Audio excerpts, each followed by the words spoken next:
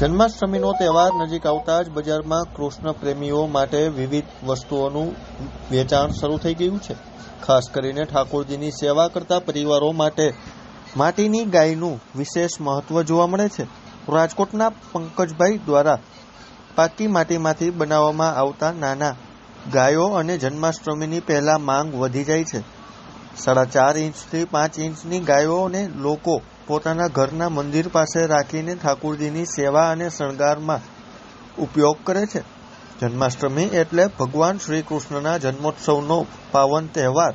ભગવાન શ્રી કૃષ્ણ અને ગાયોનો સંબંધ ખૂબ જ વિશેષ માનવામાં આવે છે. આ જ કારણોસર જન્માષ્ટમીના તહેવાર નજીક આવતા ઠાકોરજીની સેવા કરતા પરિવારો માટે માટીની ગાયોની માંગ પણ વધી જાય છે.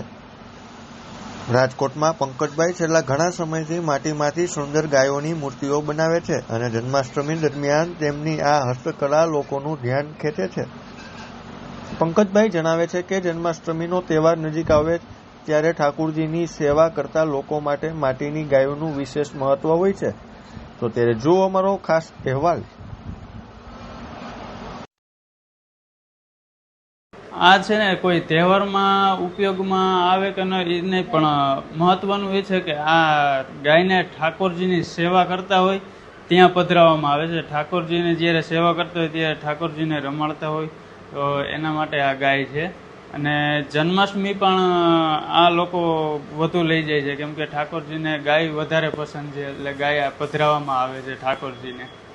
અને આ પણ અમે માટીથી જ બનાવીએ છીએ પણ આ પાકેલી ગાય હોય છે, કાચી માટી ન હોય. આ અમે પકાવી અને પછી પેઇન્ટ કરીને આપી છીએ. તો આ કેટલો ટાઈમ રહી શકે ઘરમાં? આ રહે જ શકે. આપણે જેમ માટલું કેમ રાખી જ્યાં સુધી આપણે સાચવી ત્યાં સુધી આ રહે જ શકે.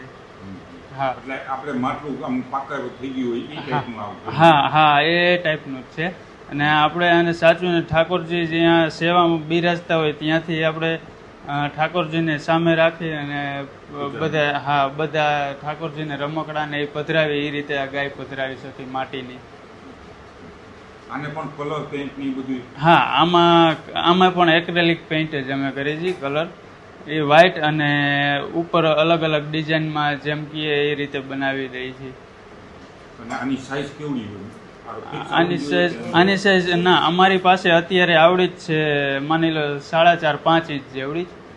આનાથી મોટી નથી અત્યારે. આ જ સાઈઝની બનાવી. હા, અમે બનાવી આનાથી મોટી પણ અત્યારે 4 ઇંચની બનાવી છે. હા, વધુ આમાં કેમ કે ઠાકોરજીની સેવામાં હોય. આ નાની ગાય છે તો સરસ લાગે અને બધાને ઉપયોગમાં પણ સારું આવે.